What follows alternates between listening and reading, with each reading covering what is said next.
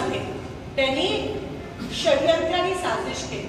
हे straight election नव्हतंच, हे लोकशाहीचं इलेक्शन नव्हतं, ही तत्वाची लढाई नव्हतीच. तरी तुम्ही लढला, तरी तुम्ही टिकला, त्याबद्दल तुमचे मनापासून आभार मानते.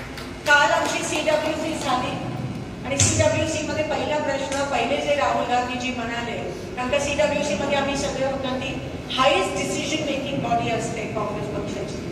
हे म्हणाले की जेव्हा आपण जिंकतो तेव्हा सगळ्यांच्या चेहऱ्यावर आनंद असतो आणि हरतो तेव्हा दुःख असतं.